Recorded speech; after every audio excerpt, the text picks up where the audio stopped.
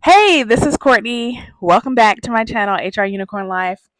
I have my computer in front of me today, and we're going to get right into it. We're going to talk about the top 5 HR manager skills that you must have and that are not boring in order to be successful in the HR profession. So, I took down some notes, and we're going to follow along together. Number 1 is the most important part. They're all equally important, but this is the most important part: communication. And not just communication, but clear. Okay, clear, transparent, timely communication. Okay, I would say this is the HR superpower, and not just for HR managers, but for the people that they support, right? Their clients. Um, you got to be able to say, let's circle back. There's certain things that you don't know off the top of your head that you're going to have to look into. You might have to consult with legal, you might have to consult with ethics, you might have to consult with, depending on how large your company is, right? You might have to consult with someone else. You might not have all the answers. Okay, HR doesn't have all the answers, but I feel like people think that we do, and that's okay. Give us time to go find out for you.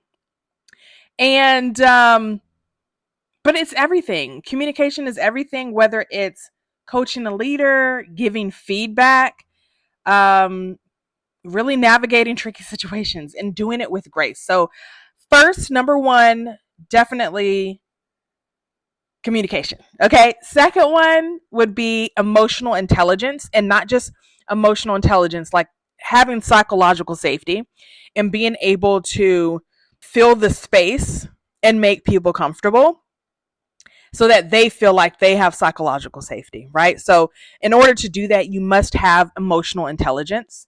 And what I mean by that is be open and support your clients, and do it in a way where there's empathy and support. You're actively listening, right? That kind of goes back to communication, listening, but I'll say that's more of the emotional intelligence component, right? So think of, if you like certain shows, think of like a Jedi mind trick, but make it HR. So you're reading the room, you're de escalating drama, people are feeling heard without absorbing all of their emotional baggage. You're the office empath, in a sense, with boundaries, right? So, and when I say boundaries, you can get really comfortable with someone, and that's great.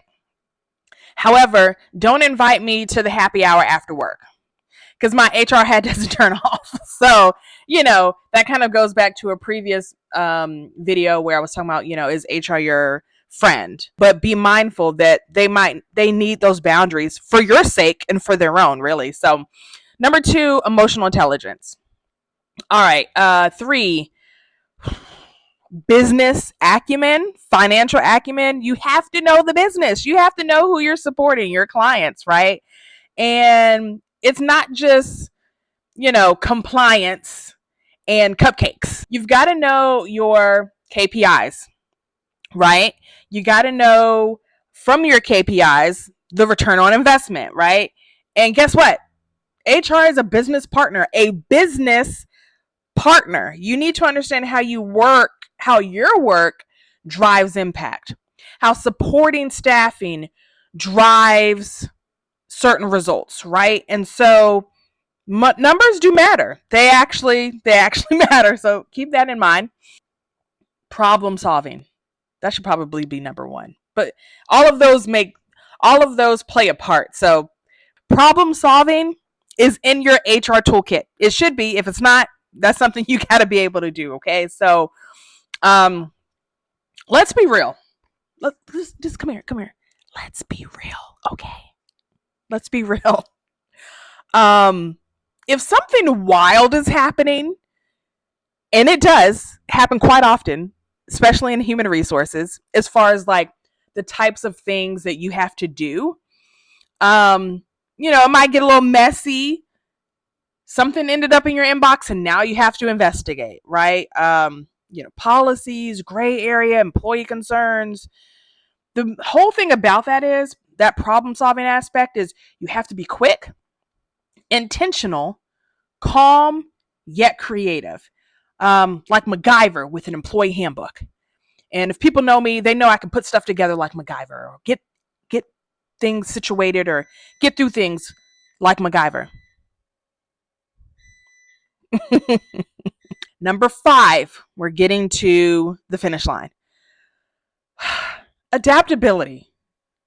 Adaptability and grace. Maybe we'll weave in grace with adaptability.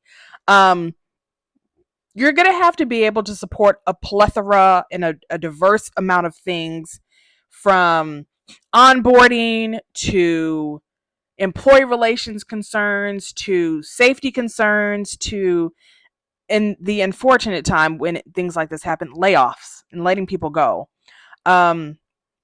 Even from Zoom or Teams mishaps, right? Maybe somebody forgot to put themselves on mute, and whatever they said in there somehow got back to HR, or maybe they put something in the chat that they didn't mean to, right? Mishaps happen, but HR is an evolving puzzle piece. I like to say a puzzle piece. So one day you're rewriting or reviewing or supporting someone with the policies, or providing clarity to someone who needs to understand a policy better. Next, you're the unofficial office therapist. People are going to bring your concerns to you. One superpower that HR people should have, HR managers, is likely having some kind of sociology background. I studied sociology and psychology in college. And that's really important, especially when it comes into the office and working. So stay flexible, stay human, keep learning.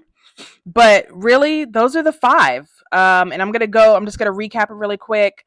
Communication, emotional intelligence, right? Psychological safety. Emotional intelligence and psychological safety kind of run hand in hand. Then you've got business acumen, problem solving, adaptability, and those are the 5. So come a little closer. Okay. So whether you're trying to be an HR leader or you're curious about what HR actually does, those are my top 5. I'm sure there's other HR professionals out there might have their own top 5, but I would say those are pretty important. So if you want more career advice, HR insights with a splash of realness, hit that like button, drop a comment, subscribe, share, and it's been HR Unicorn Life with Courtney, keeping it real, one policy at a time. Check out the next video. Have a good one.